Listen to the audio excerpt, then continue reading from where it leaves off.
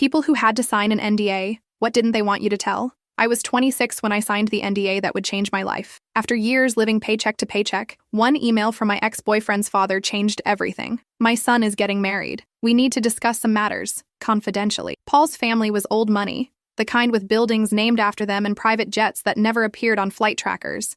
We'd dated for 3 years during college before he abruptly ended things. No explanation, just a hollow, "I can't do this anymore," and silence. 2 days after the email, I sat across from Howard Green in a private room at a downtown law firm. His suit probably cost more than my yearly rent. "Catherine," he said, sliding a document across the mahogany table, "this is a non-disclosure agreement. Sign it, and I'll explain why you're here." I hesitated. "I should have a lawyer review this." Howard smiled without warmth. "The NDA is just to discuss the proposal. You'll have proper legal representation before anything is finalized." Against my better judgment, I signed. Howard leaned forward. "My son is marrying the Watkins girl next month. Her family's shipping empire and our tech holdings will create one of the largest private conglomerates in the country." He paused. "The merger, marriage, is contingent on Paul's spotless reputation." My stomach tightened. "What does this have to do with me?" "The incident during your relationship, the hospital visit, the photographs." My blood went cold. The night I thought no one knew about. The night Paul had shown me who he really was. $3 million, Howard said, "for your permanent silence and the destruction of any evidence, plus the return of certain items in your possession." I stared at him, processing the amount. Enough to pay off my student loans, buy a house, start over. "And if I refuse?" Howard's expression hardened. "We'll deny everything. Our legal team will bury you in litigation until you're bankrupt. Your career will be collateral damage." I felt sick. The memory of that night flashed through my mind. The bruises, the terror, the hospital staff who didn't believe me when I said my boyfriend, the beloved son of Howard Green, had done this. "Can I think about it?" 24 hours. Howard stood up. "Remember, you signed an NDA just by being in this room. Speak to anyone, and the consequences will be severe." What Howard didn't know was that I wasn't the same scared girl from 3 years ago. I'd been preparing for this moment, gathering evidence, building connections. The digital trail Paul thought he'd erased still existed. The nurse who treated me had kept unofficial records. And the Watkins girl? She deserved to know who she was really marrying. I had 24 hours to make my decision. $3 million for my silence, or the chance to finally expose the monster behind the golden boy facade. Outside the law firm, I gulped the crisp fall air, trying to steady my racing heart. A sleek black car idled at the curb, Howard's driver, no doubt, making sure I left the premises. I walked quickly, feeling the driver's eyes on my back, past 3 blocks of high-rises before ducking into a coffee shop. My hands trembled as I ordered a latte I couldn't taste. $3 million. Life-changing money. All I had to do was forget that night. Forget how Paul's charming smile had twisted into something unrecognizable as his hands closed around my throat. Forget how the emergency room doctor had glanced at my Walmart jeans and then at Paul's surname on my intake form, his skepticism palpable. "Are you sure you didn't just fall?" the doctor had asked, even as the nurse photographed finger-shaped bruises on my neck. That nurse, Diane, had slipped me her personal number. "Call me if you ever need anything," she'd whispered while Paul paced in the hallway, already crafting our story. I've seen this before. I never called her. 2 days later, Paul ended things. A week after that, his father's attorney delivered a goodwill check for $25,000 and a preliminary NDA. I'd torn up both. Now I was wondering if that had been naive. At a corner table, I pulled out my phone and texted Mia, my roommate. "Need to talk. Emergency. Are you home?" 3 dots appeared, then, "Yes, everything okay?" I didn't answer. Couldn't. Not until I was somewhere safe. The coffee shop had a back exit. I slipped out, paranoid about surveillance. Howard Green hadn't built his tech empire without mastering the art of information gathering. 30 minutes and 3 unnecessary transfers later, I unlocked our apartment door. Mia looked up from her laptop, her expression shifting from annoyed to concerned when she saw my face. "What happened?" I opened my mouth but hesitated. "The NDA." Mia stood up. "Kat, you're scaring me. I signed something today," I managed. "I can't tell you about it." "Bullshit." Mia grabbed my shoulders. "We don't do secrets, remember? Not after everything." Mia knew most of the Paul story. She'd been the one who held me when I woke up screaming those first few months. But she didn't know everything. No one did. Except Paul. And now, apparently, his father. "I need to go somewhere," I said finally. "Somewhere to think. I only came back for something." I moved to my bedroom and locked the door, ignoring Mia's protests. Under a loose floorboard beneath my bed was a small fireproof box. Inside, a USB drive, a hospital bracelet, and several Polaroid photos. Insurance, I'd called it. Evidence in case he ever came after me again. Now it was leverage worth $3 million, or a weapon to destroy a dynasty. My phone pinged with a text from an unknown number. "Ms. Winters, as a follow-up to our meeting, I've taken the liberty of transferring a good faith deposit of $100,000 to your account. The remainder upon signing the final agreement tomorrow. HG. I checked my banking app. The money was there, pending. Howard hadn't mentioned a deposit. This was a tactic. Get me to spend some of it, implicate myself, make it harder to walk away. I transferred it immediately to my savings account. Untouched, but safe. When I emerged from my room, Mia was pacing. I'm staying at Jen's tonight, I told her, the lie bitter on my tongue. Work stuff. Don't worry. At least tell me if you're in trouble, she pleaded. I forced a smile. No trouble. Just a decision to make. Outside, I hailed a taxi. Brighton Memorial Hospital, I told the driver. It was time to find Diane. Brighton Memorial's emergency department hadn't changed. Same harsh fluorescent lights, same antiseptic smell that couldn't quite mask human suffering. I approached the nurse's station, scanning faces. I'm looking for Diane. She was an ER nurse here about 3 years ago. The older nurse didn't look up from her computer. Last name? I froze. I'd never known Diane's last name. Catherine? I turned to find Diane herself, older but unmistakable with her silver-streaked dark hair. Her eyes widened in recognition. It's you, she said quietly. Paul Green's girlfriend. Ex, I corrected automatically. Diane glanced at the nurse's station, then guided me to a quieter corner. Break room's empty. 5 minutes. The staff break room was small and cluttered with half-empty coffee mugs and abandoned lunch containers. Diane locked the door behind us. I wondered if you'd ever reach out, she said. I hoped you wouldn't need to. I struggled to find the right words. I signed an NDA today. Understanding crossed her face. Ah, the green machine is in motion. You know about them? Diane laughed without humor. Honey, I've worked here 20 years. The Greens practically own this hospital's west wing. Their donation built it. She lowered her voice. You're not the first girl I've seen come through these doors after spending time with that family. My heart stopped. What? Paul's father was just like him. And his grandfather, too, from what I've heard. She crossed her arms. I've kept records. Unofficial, of course. The hospital would fire me if they knew. That's what I came to ask about, I said. The photographs, your notes from that night, do they still exist? Diane studied my face for a long moment before answering. Yes, I need them. For what? Money? There was judgment in her tone. I don't know yet, I admitted. They're offering $3 million for my silence. Diane whistled. That's new. They must be desperate. She hesitated. What happened that night was wrong. Not just what he did to you, but how this place treated you afterward. The records getting lost. The doctor dismissing your injuries. She looked away. I kept copies because someday I thought someone might be brave enough to stop them. Or greedy enough to take their money, I said bitterly. Diane touched my arm. You didn't come here looking for permission to take the money. If you wanted that, you wouldn't be here at all. She was right. I'd been fighting with myself since leaving Howard's office, but some part of me had already decided. I just needed to be sure I wasn't alone. There's more, I said. Other girls? Diane nodded slowly. 3 that I know of, before and after you. One was the daughter of another powerful family. That got hushed up immediately. The other 2, she shook her head. Working class, like you. Easy to discredit. Do you have their names? I can't give you that information. Professional responsibility flickered across her face. But I have documentation. Redacted, but clear enough. Could you testify? If it came to that? Diane's expression hardened. I've got 3 kids in college and a mother in assisted living. The Greens would destroy me. She paused. But sometimes doing the right thing costs everything. My phone vibrated. A text from Howard. Checking in on your decision process. The offer expires in 18 hours. I looked up at Diane. I need to see everything you have. Diane's evidence was more damning than I'd imagined. Not just my case, which included photos of bruises Howard had somehow obtained copies of, but the pattern. 4 women over 7 years, each with the same injuries. Each case mysteriously minimized or made to disappear from official records. The most recent was from just 8 months ago. A woman named Melissa, whose last name had been redacted. Her injuries had been the worst, a broken wrist and orbital fracture. The photographs made me physically ill. 8 months, I whispered. He was already engaged to the Watkins girl. Diane nodded grimly. From what I overheard, she was a server at their country club. They paid her family $500,000. She moved away. I stared at the stack of evidence. Printouts, photographs, Diane's meticulous notes, spread across her kitchen table. We'd relocated to her modest home in the suburbs, her kids away at school, her mother asleep in the back bedroom. I can make copies, Diane offered. But the originals stay with me. They're my insurance. Against what? She gave me a pointed look. The Greens aren't the only powerful family with secrets. I thought of Howard's threat, the legal team that would bury me. What would you do? In my place? Diane refilled her coffee mug. I'd like to say I'd be brave, that I'd expose them, she sighed. But $3 million? That's generational wealth. That's freedom. Freedom bought with other women's pain, I said quietly. Yes. She met my eyes. And maybe your own healing. My phone buzzed again. Another text, but not from Howard. Catherine, it's Mia. A man came to our apartment looking for you. Expensive suit, total asshole vibes. Said he was a family friend.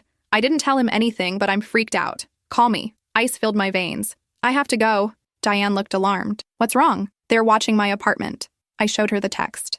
I need somewhere to stay tonight. You can stay here, she offered immediately. Spare rooms made up? No. I gathered my coat. You've risked enough. I can't involve you further. At least take copies.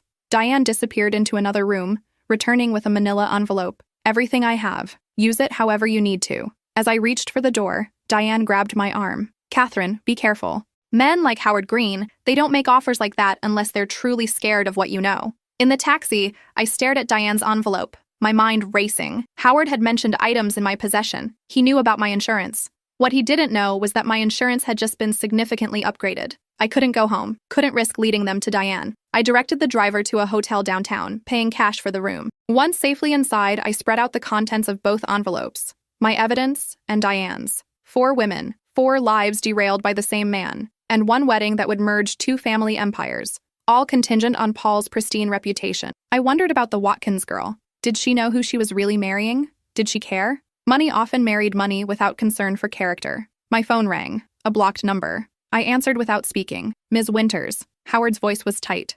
I don't appreciate games. We had an agreement to communicate.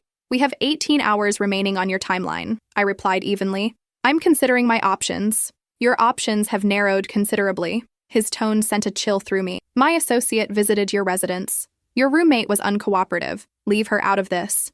Everyone is involved once you start making poor decisions. Howard's voice dropped. $3 million is generous. Don't mistake it for weakness. The call ended. I immediately tried Mia. No answer. My hands shook as I texted her. Are you okay? I'm sorry about the guy who came by. Please tell me you're safe. 3 minutes passed. 5, 10. No response. A knock at my hotel room door made me jump. Ms. Winters? A man's voice. Unfamiliar. Hotel security. We need to speak with you. I froze. Silent. Had they found me already? Ma'am, please open the door. There's been a complaint about noise. Impossible. I'd barely moved since entering the room. I approached the door cautiously, keeping the chain latched as I opened it a crack. A man in what looked like a hotel uniform stood outside. There must be a mistake, I said. I haven't made any noise. The man's expression remained neutral. We need to verify your identity. Hotel policy. Something felt wrong. I started to close the door. I'll call the front desk. His foot wedged in the doorway. That won't be necessary. Adrenaline surged. I slammed my body against the door, crushing his foot momentarily. He yelped, withdrawing just enough for me to slam the door shut and engage the deadbolt. You bitch! He hissed through the door. Open up or we'll use the master key. I grabbed the evidence, shoving it back into the envelopes. My phone, my purse. The bathroom window was small, but might be big enough. I perched on the edge of the tub and tried to pry it open, painted shut. The sound of a key card in the door made me panic. I threw my weight against the bathroom door, engaging its flimsy lock, and searched frantically for a weapon. Nothing but tiny shampoo bottles and towels. My phone vibrated. Mia. I'm okay. At Jen's. Creepy guy wouldn't leave, so we both got out. Where are you? Relief washed over me, followed immediately by renewed terror as the hotel room door opened. Check the bathroom, a man's voice ordered. The bathroom doorknob jiggled. Ms. Winters? A different voice, slightly accented. This is unnecessary. We only want to talk. Then talk through the door, I replied, trying to keep my voice steady. Mr. Green is concerned about your meeting with the nurse, Diane Rodriguez. He wants to ensure you understand the NDA covers all discussions about his son. They'd followed me to the hospital, had been tracking me all day. I understand perfectly, I called back. Now leave before I call the police. A laugh. With what evidence of wrongdoing? Were hotel security responding to a complaint? I needed a plan.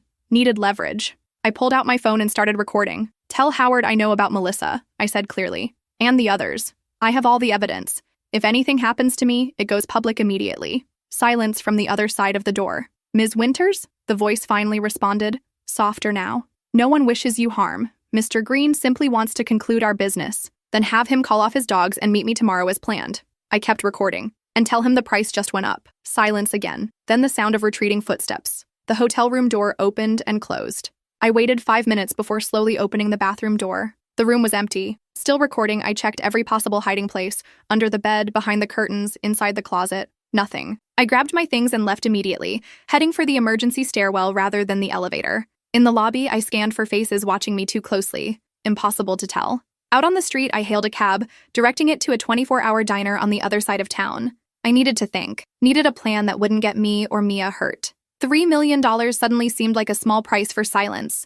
But it wouldn't stop with me. There would be more women. More NDAs. more lives shattered by a monster, protected by wealth and power. I spent the night moving between all-night diners and hotel lobbies, never staying in one place long enough to be tracked. By morning, I had made my decision. At 9 a.m., I texted Howard, "Meeting needs to be at a public location. The Westbrook Hotel lobby, noon today." Howard replied immediately, "The original location is perfectly suitable. Public or no deal." I responded, "And I want the agreement revised. I've had legal counsel overnight."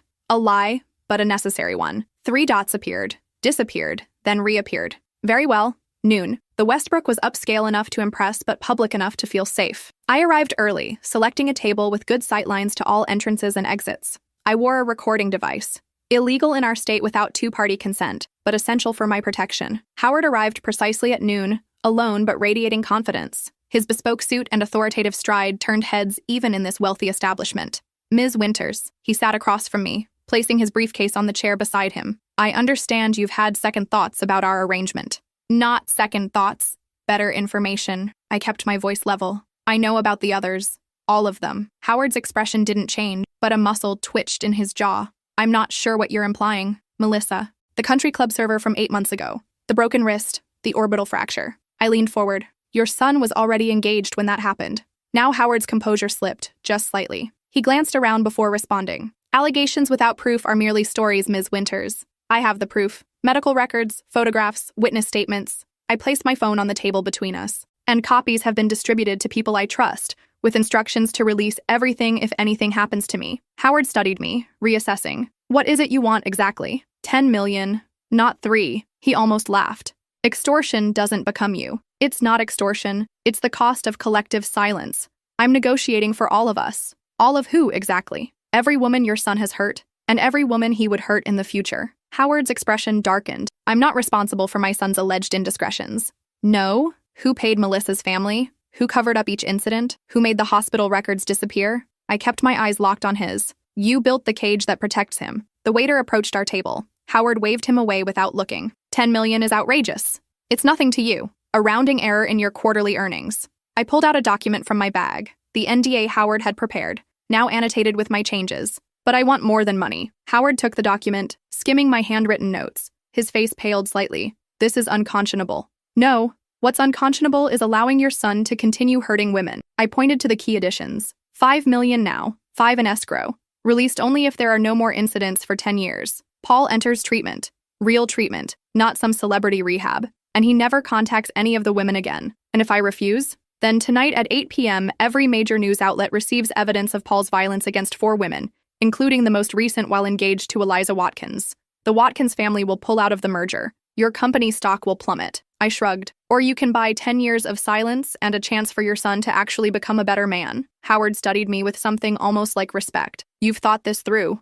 "I've had 3 years to think about it." He made a small gesture with his hand. Only then did I notice 2 men in suits at the hotel bar, watching us. They turned away immediately. "I need to make some calls," Howard said. "You have 1 hour. I'll wait here." Howard gathered his briefcase. "Catherine, you understand there's no going back after this. You'll be watched. The first sign of betrayal will result in everything being released immediately." I finished for him. "Yes, I understand how mutually assured destruction works." For the first time, Howard smiled genuinely. "You would have made an excellent addition to our family under different circumstances." "No," I replied coldly. "I wouldn't have survived your family." When Howard returned, he had a revised agreement prepared on his tablet. The amount, 10 million, structured exactly as I'd demanded. The treatment requirement intact. The protection extended to all 4 women. "You'll need to provide the names," he said, "to ensure the agreement covers them. I'll provide first names only with physical descriptions. You know who they are." He nodded, conceding the point. "Electronic signature?" He offered the tablet. "Paper," I insisted. 3 copies, 1 for you, 1 for me, 1 for my attorney. Another lie. I had no attorney, but the 3rd copy would go to Diane, my insurance policy against Howard's betrayal. Howard made a call. 20 minutes later, a junior attorney arrived with printed contracts. I reviewed every page carefully, ignoring Howard's impatient sighs. "Initial here and here," the attorney instructed, pointing to each section. "Full signature on the final page." The agreement was dehumanizing in its clinical language. My trauma reduced to alleged incidents and claimed damages, but the provisions were clear. $10 million and mandatory treatment in exchange for silence. I signed my name, watching Howard do the same. "The first transfer will process by end of day," Howard said, rising. "I trust this concludes our business." I gathered my copy of the agreement. "Almost. One last thing." I pulled out my phone, bringing up a messaging app. On the screen was a text conversation with Mia, the most recent message unsent. Send everything to the journalists. It's done. Howard's face darkened. What is this? Insurance. I held up the phone. One press of this button and everything goes public despite our agreement.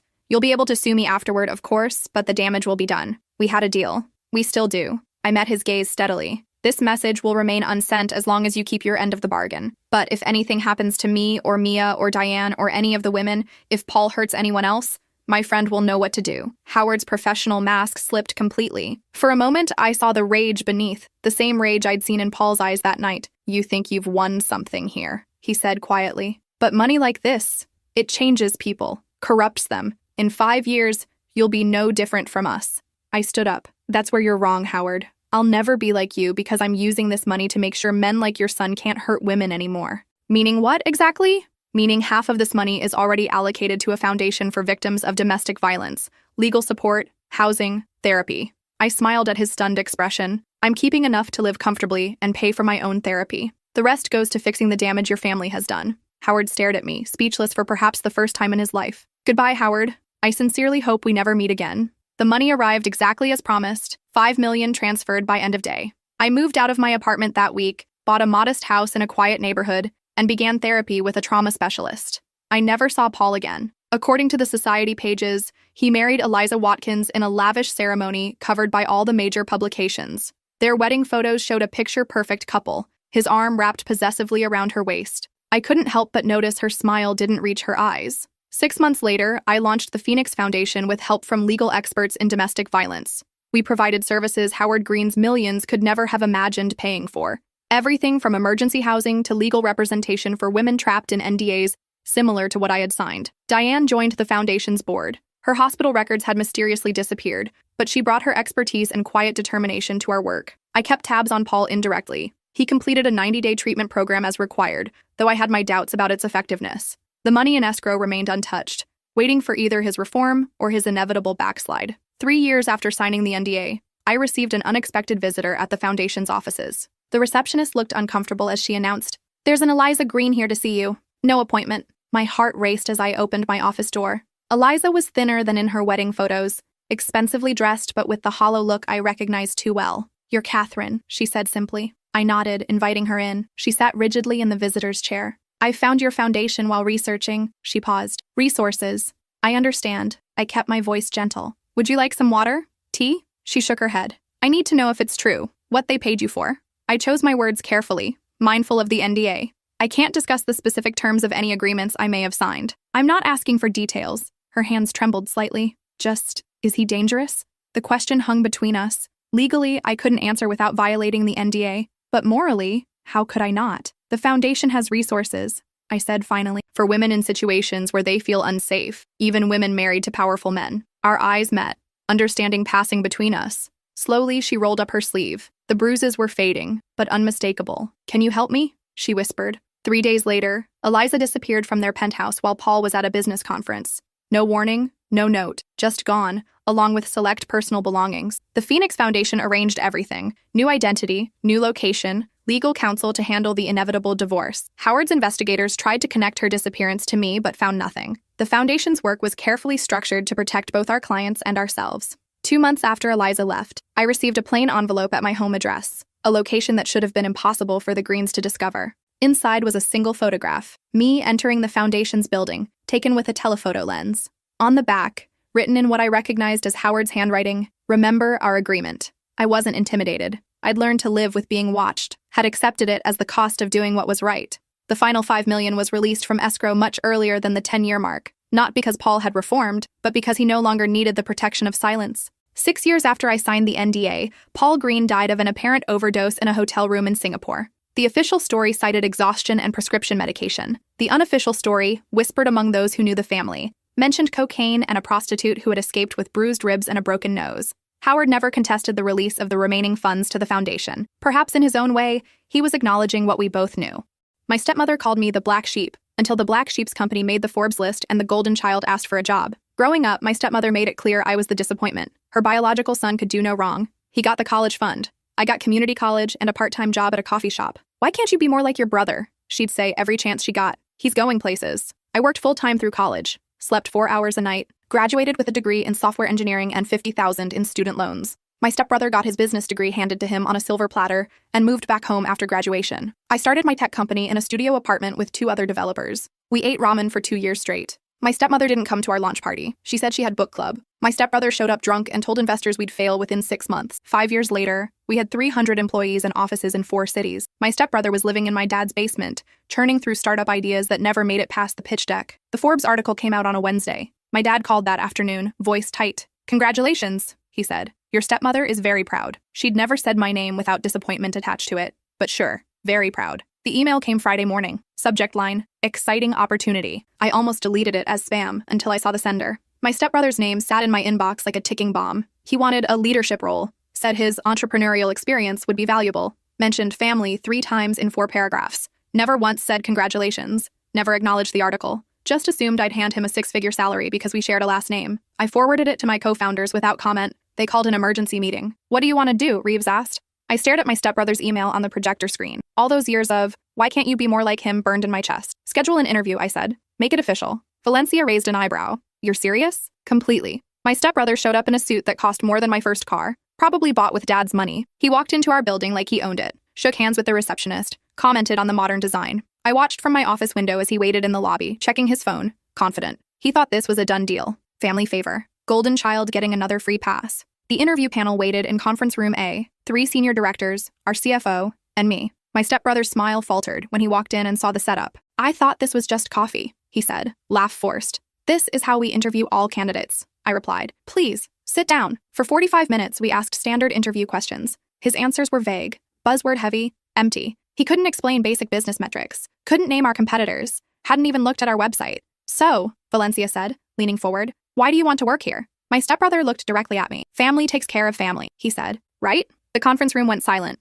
I smiled and closed his folder. "We'll be in touch." He left looking less confident than when he arrived. I returned to my office and found my stepmother calling my cell. 7 missed calls in 20 minutes. I let it ring. That evening, my dad showed up at my apartment. He'd never visited before. "Your stepmother is upset," he said. "About?" "The interview. Your brother said you humiliated him. We interviewed him like every other candidate. He wasn't qualified. He's family. So am I." Dad's face did something complicated. "You know what I mean." I did. I'd always known. "There's something else," he said, voice dropping. "Your stepmother's talking to a lawyer. About the will." The words hung between us like smoke. "What will?" I asked. "Your grandfather's will. She thinks there's grounds to challenge the inheritance clause. My grandfather died when I was 22. Left me his house in Vermont and a trust fund worth $2 million. My stepmother had been furious, claimed he was senile, accused me of manipulation. The lawyers had shut her down fast. Grandpa's will was airtight, written 5 years before his death, updated annually. The will was settled 7 years ago," I said. Dad shifted his weight. "She found something. Documents that suggest your grandfather made changes right before he died, when he was on medication." "What documents?" "I don't know the details. She hired Theodore Blackwell." The name hit like a punch. Blackwell was the lawyer rich people used when they wanted to destroy someone. He'd bankrupted a tech CEO over a parking dispute, made a socialite homeless over a dog bite, won cases that shouldn't have been winnable. "Let me guess," I said. "She wants me to settle. Give her part of the inheritance to make this go away." Dad's silence was answer enough. "Tell her no," I said. "She's my wife, and I'm your daughter. You can afford it. The company's worth—" "I'm not giving her a cent." Dad stood there, caught between the woman he married and the child he'd failed. Finally, he turned toward the door. "She's not going to let this go," he said. "Neither am I." The lawsuit arrived 2 weeks later, 47 pages of legal accusations. Undue influence, mental incapacity, fraudulent documentation. My stepmother was claiming I'd manipulated my grandfather during his final months, coerced him into changing the will, stolen money that rightfully belonged to the entire family. The entire family. As if my stepbrother had ever visited Grandpa. As if my stepmother had done anything except complain about the old house needing updates. I called my lawyer, Patricia Drummond. She'd handled the original will, knew every detail. "This is garbage," she said after reading through. "But garbage can still make a mess. Can they win? No. But Blackwell's strategy won't be to win. He'll drag this out, make it expensive, make it public, force you to settle just to make it stop. I'm not settling. Then this is going to cost you time, money, and peace of mind. Bill it to the company account." Patricia was quiet for a moment. "This is personal for you. They've treated me like trash my entire life. Now they want my money too. Then let's make sure they don't get it." The deposition started 3 weeks later. I sat across from Blackwell in a conference room that smelled like expensive wood and old power. He was 60-something, silver hair, suit that cost more than most people's monthly salary. "Let's begin," he said, voice smooth as poison. "Tell me about your relationship with your grandfather." I spent 6 hours answering questions. He twisted every memory, questioned every conversation, made my grandfather's love sound like manipulation, made my visit sound calculated. Made me sound like a predator who'd targeted an elderly man for his money. When it was over, I sat in my car and called Reeves. How bad? He asked. They're going scorched earth. What do you need? Time to fight back. The next morning, I hired a private investigator. If my stepmother wanted to dig into my past, I'd return the favor. His name was Gabriel Torres, former FBI, recommended by Patricia. He worked fast. Within a week, he had details. My stepmother's spending habits. Credit card debt totaling $83,000. 3 maxed out cards my dad didn't know about. Shopping trips to New York charged to secret accounts. A storage unit filled with designer clothes. Tags still attached. She's desperate, Gabriel said. Not evil. Desperate. What's the difference? Desperate people make mistakes. That storage unit, rented under her maiden name, the credit cards, same. She's been hiding this from your father for years. Can we use it? Depends on what you want to accomplish. I thought about my dad showing up at my apartment, the exhaustion in his face, the way he'd stood between us, unable to choose. I want her to back off, I said, not destroy her. Gabriel raised an eyebrow. You sure? Because Blackwell won't show you the same mercy, I'm sure. 2 days later, I met my dad for coffee. A neutral location, public enough that neither of us could make a scene. Thanks for meeting me, he said. You're paying, he ordered. We sat in uncomfortable silence until the drinks arrived. Your stepmother won't drop the lawsuit, he said finally. I know. She thinks she's protecting the family. She's protecting herself. Dad looked old, sudden, tired in a way I'd never seen. What do you want me to say? Nothing. I want you to look at these. I slid a folder across the table. Inside were printouts, bank statements, credit card bills, photos of the storage unit. Dad's hands shook as he flipped through pages. His face went pale, then red, then pale again. How long have you known? He whispered. About a week. And you're showing me this because she's drowning, Dad. She's scared and desperate, and she thinks my money is the life raft. But it's not mine to give. Grandpa left it to me for a reason. He never liked her. He saw through her. Dad closed the folder, pushed it back toward me. What do you want? Drop the lawsuit. All of it. Get her out of this mess yourself, and stop choosing her over me. You have. My entire life. Every time. Every choice. The truth sat heavy between us. I can't control what she does, Dad said. Then tell her what you found. Tell her that if this goes to trial, everything comes out. Her debt, her secrets, her desperation. Tell her I'm not the one who'll destroy her. She's doing that herself. I left him sitting there with cold coffee and a folder full of evidence. 3 days later, the lawsuit was dropped. No explanation, no apology. Just a legal filing that made the whole thing disappear. My stepmother called once. I didn't answer. She left a voicemail. This isn't over, she said. You think you've won, but family doesn't work like that. You'll see. I deleted it. But she was right. It wasn't over. The company kept growing. We launched in Europe, started an acquisition spree. Every success felt like vindication. Every milestone proved I'd been right to work, to struggle, to build something real instead of waiting for handouts. My stepbrother's LinkedIn updated constantly. New startup, new venture, new opportunity. Each one failed faster than the last. He'd post about lessons learned, growth mindset, failing forward. Then he'd delete everything and start fresh. I stopped checking after a while.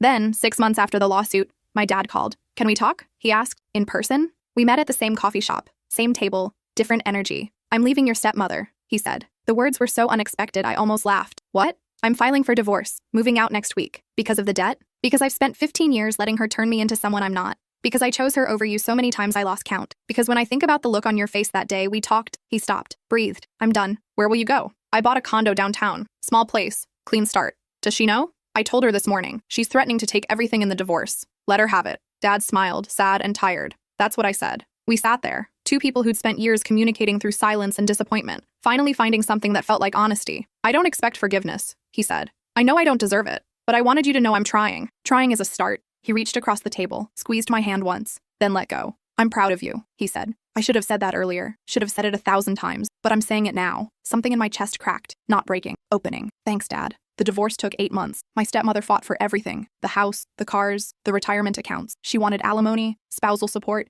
compensation for emotional damages. Dad gave her the house and 1 car. Nothing else. His lawyer was ruthless. Documented every hidden expense, every secret account, every lie. Turned her desperation into evidence. The judge was not impressed. Final settlement gave her the house, 1 vehicle, and $12,000 in cash. Dad kept his retirement, his pension, his dignity. My stepmother moved to Arizona, sent Christmas cards the first year. Nothing after that. My stepbrother stopped reaching out entirely, deleted me on LinkedIn, blocked my number, disappeared into whatever new scheme promised easy money. I didn't mourn the loss. Dad started showing up to things, company events, holiday parties, the ribbon cutting when we opened our Chicago office. He'd stand in the back, watching, trying to figure out how to be proud without being intrusive. It was awkward at first. Years of distance don't dissolve overnight. But slowly, over dinners and phone calls and uncomfortable attempts at connection, we built something new. Not father-daughter. Not yet, but maybe the foundation of it. 2 years after the divorce, we hit $1 billion valuation. The press coverage was massive. Forbes again, Wall Street Journal, TechCrunch. Everyone wanted the story of the black sheep who built an empire.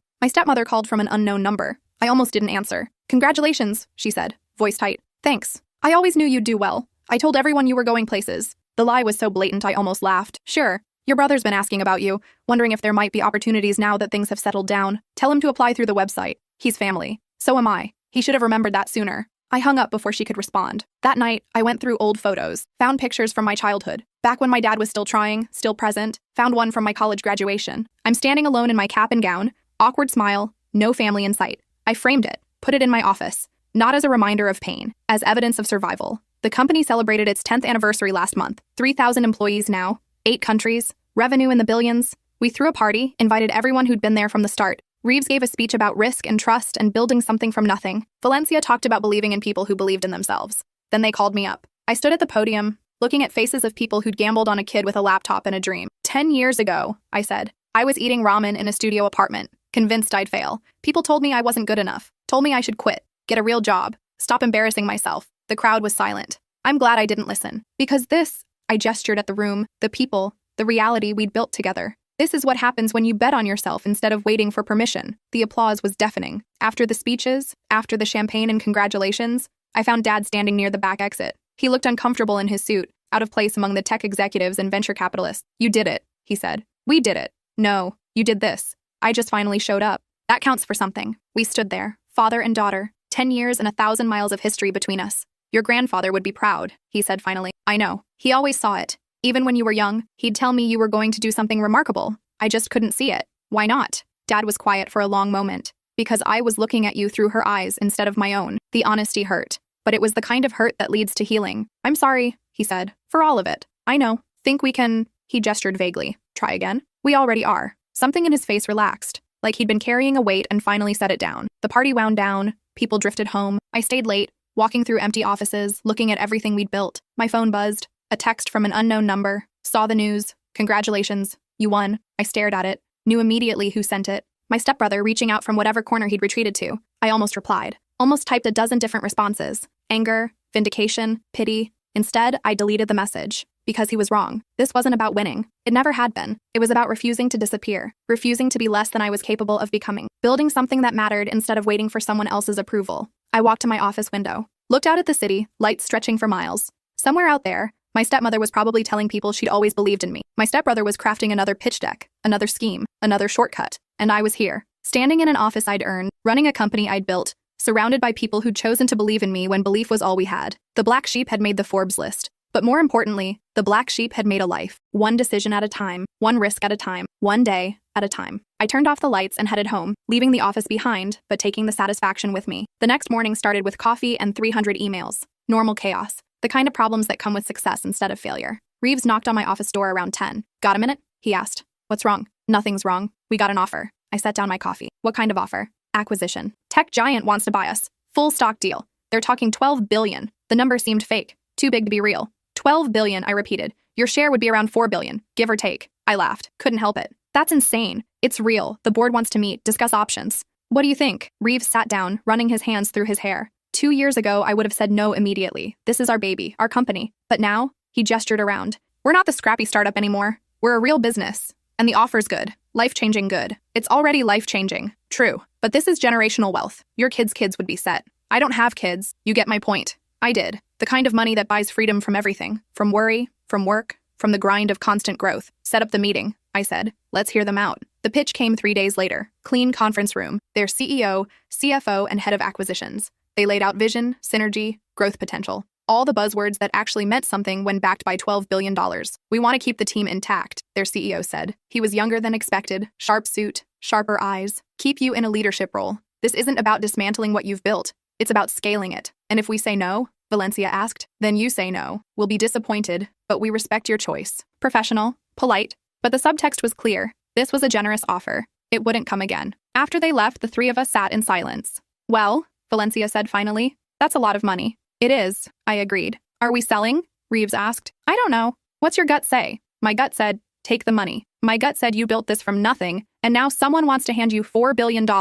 My gut said prove everyone wrong one more time by cashing out while you're on top. But something else, quieter, said you didn't build this to sell it. You built it to prove a point. And the point isn't finished yet. Let's sleep on it, I said. That night I called Dad. You sound stressed, he said. We got an acquisition offer. Congratulations. I don't know if I want to sell. Dad was quiet for a moment. What does your team say? They'd probably take the money. What do you say? I say I didn't spend 10 years building this to hand it over. Then don't. It's $12 billion, Dad. And you'd have $4 billion and an empty office. Would that make you happy? I thought about the first office, the studio apartment, the ramen, the late nights and early mornings, and the absolute certainty that we were building something that mattered. No, I said, it wouldn't. Then you have your answer. The board meeting was brutal. Half wanted to sell, half wanted to hold. Numbers were thrown around, projections, risk assessments, opportunity costs. I let them argue for an hour. Then I spoke. We're saying no. The room erupted. Protests, concerns, accusations of ego. I waited for silence. I understand this is a lot of money, I said. I understand some of you want to cash out. That's fair. You've earned it.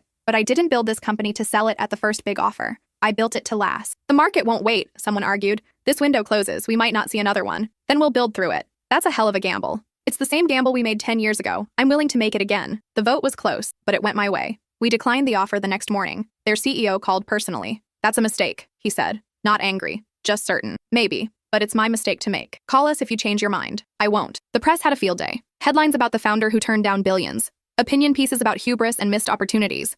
Reddit threads debating whether I was brilliant or insane. My stepmother called again, left a voicemail. I saw you turn down the sale. I always knew you were stubborn. Hope you don't regret it. She wanted me to fail. Wanted validation that I'd made a mistake. Wanted proof that the black sheep should have stayed in line. I deleted the voicemail. 6 months later, we launched our biggest product yet. It changed the industry overnight. Stock price tripled. Company valuation hit $20 billion. The same tech giant reached out again, this time with $25 billion. I declined before they finished the pitch. Reeves found me after the call. You really going to keep saying no? Until someone gives me a reason to say yes. What would that be? I'll know it when I hear it. Year 12 brought new challenges. Competition, market shifts, tech evolution that threatened to make us obsolete if we didn't adapt fast enough. We adapted, pivoted, evolved, stayed ahead by refusing to get comfortable. Dad's condo became a regular spot for dinner. Once a week, sometimes more. We'd talk about business, life, regrets, building the relationship we should have had all along. Do you ever talk to her? I asked once. Your stepmother? No. She reached out a few times after the divorce. Wanted to try again. What did you say? No. Just no? Just no. Some mistakes you only get to make once. We ate in comfortable silence, the kind that doesn't need filling. I'm proud of you, he said eventually. Not just for the company, for everything, for being stronger than I was. You're doing okay now. Now. But you never needed the rescue arc. You were always the hero. I didn't know what to say to that, so I just squeezed his hand. Year 13 brought the reckoning. My stepbrother was arrested. Wire fraud, embezzlement, Ponzi scheme that had collapsed spectacularly. $30 million gone. Investors ruined. Lives destroyed. The news hit like a bomb. His face on every financial site. The details were damning. Years of lies, fabricated returns, desperate attempts to cover losses with new money. Dad called, voice shaking. Did you see? Yeah. He's asking for help. Legal fees, bail money. Are you going to give it to him? Long pause. No. He made his choices. Now he lives with them. That must be hard. It is. But it's also right. I enabled him for too long. Let your stepmother convince me he just needed more time, more chances. Turns out he needed consequences. The trial lasted 3 months. My stepbrother got 8 years in federal prison. My stepmother tried to visit me once, showed up at the office unannounced. Security called. There's a woman here claiming to be family. Tell her I'm in meetings. She says it's urgent. Tell her to leave. I watched from my window as she stood in the lobby, realizing I wouldn't come down. Finally, she left, shoulders slumped, looking old in a way I'd never seen. I felt nothing. Not satisfaction, not pity, just the absence of the obligation that had weighed on me for years. Valencia knocked on my door. You okay? Yeah. That was her, wasn't it? Yeah. You want to talk about it? No. I want to get back to work. So we did. Year 15 hit like lightning. The company went public. IPO priced at $42. By end of day, we were trading at 93. Market cap hit 50 billion. My personal worth crossed into territory that didn't feel real. Numbers too large to conceptualize. Money that could buy small countries. Dad came to the closing bell, stood next to me as I rang it. Cameras flashing, traders cheering. Your grandfather would have loved this, he said. I wish he could have seen it. He knew. Before he died, he told me you were going to do something extraordinary. I didn't believe him. I should have. The celebration was massive. Champagne, speeches, press coverage that lasted for days. My phone buzzed with congratulations from people I hadn't heard from in years. Old classmates, former coworkers, people who'd doubted me, who'd written me off, who'd assumed I'd fail. One message stood out, from my stepmother. Congratulations on your success. I hope you remember where you came from. Family is important. I stared at it for a long moment, then blocked the number. Because I did remember where I came from, remembered every dismissal, every comparison, every time I was made to feel less than, and I remembered clawing my way out of that darkness through sheer force of will. Family is important, but so is self-respect. The years blurred after that. 20 billion, 30 billion, 40 billion, numbers that stopped meaning anything except proof that the black sheep had thrived. I bought Grandpa's house in Vermont. restored it exactly as it had been, spent summers there, away from the chaos, remembering the old man who'd believed in me when nobody else did. Dad visited once, walked through rooms full of memories. He used to sit here, I said, pointing to the porch rocker. Tell me stories about building his business from nothing, about fighting for what you believe in. He was a stubborn old man. I get it from somewhere. Dad smiled. Yeah, you do. We sat on the porch, watching the sunset over the mountains. Two people who'd taken the long way to understanding. I'm sorry, he said suddenly, for everything. For choosing her. For not protecting you. For being weak when you needed me to be strong. I know. Do you forgive me? The question hung in the cooling air. I'm working on it, I said. That's the best I can do. That's more than I deserve. We sat in silence until the stars came out. Year 20 brought reflection. The company was an empire now. Offices in 17 countries. 20,000 employees. Revenue that made early projections look like jokes.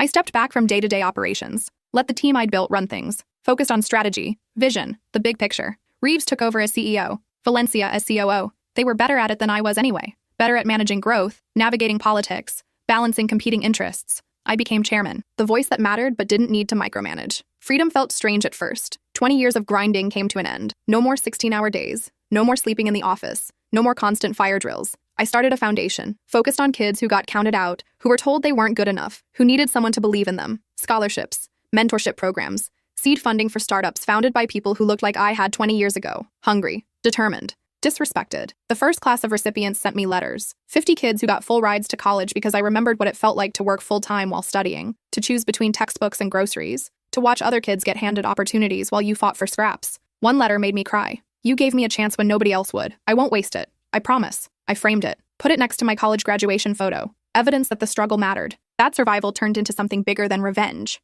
My stepbrother got out of prison last year, served 6 years of his 8-year sentence. I heard about it through Dad, who heard it through someone else. He's living in a halfway house, Dad said. Working in a warehouse, trying to rebuild. Good for him. He asked about you. What did you tell him? Nothing. It's not my story to share. Thanks. Do you want to see him? I thought about it. About the kid who'd gotten everything handed to him, who'd showed up drunk to my launch party, who'd assumed I'd give him a job because we shared a name. No, I said. I don't. Fair enough. My stepmother died 6 months ago. Heart attack. Quick and unexpected. Dad called to let me know. Are you going to the funeral? He asked. No. Are you? I feel like I should. Then go. But I'm not. He went. Sent me a photo afterward. Small service. Maybe 20 people. My stepbrother was there, looking lost in a cheap suit. I felt nothing. Not satisfaction. Not grief. Just the absence of something that had once taken up so much space. Dad came over that night. We ordered pizza. Watched a game. Didn't talk about the funeral until he was leaving. She asked about you. At the end. What did she say? She wondered if you'd been right. About everything. What do you think? I think she spent her life comparing people instead of accepting them.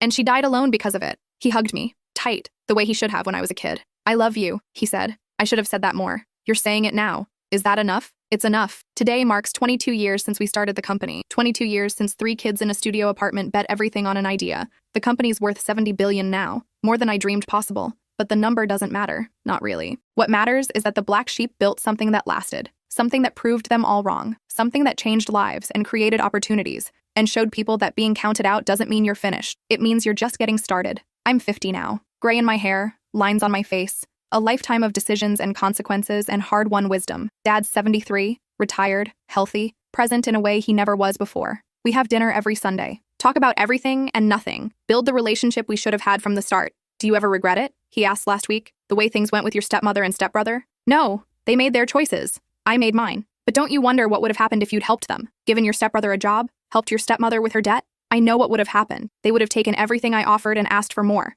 Because people who think you owe them something never think you've given enough. That's harsh. That's survival. Dad nodded slowly, understanding what took him decades to learn. You were right, he said, about all of it. I was just myself. That's all I knew how to be. We finished dinner in comfortable silence. The kind that comes from years of slowly rebuilding trust. As I drove home that night, I thought about the kid I used to be. The one who slept 4 hours a night, who ate ramen for years, who was told they'd never amount to anything. I wished I could tell them it would be okay, that the struggle would be worth it, that being counted out was just the beginning of the story, not the end. But they wouldn't have believed me anyway. They would have had to live it, just like I did. The black sheep made the Forbes list, and the golden child learned that talent beats inheritance every time. I sleep well these days. In a house I bought with money I earned, surrounded by things that matter because I chose them, not because someone told me they should. The company keeps growing, the foundation keeps giving, the legacy keeps building, and somewhere, in a halfway house or a basement or wherever life took him, my stepbrother is learning what I learned 20 years ago, that you can't coast on potential forever. Eventually you have to do the work.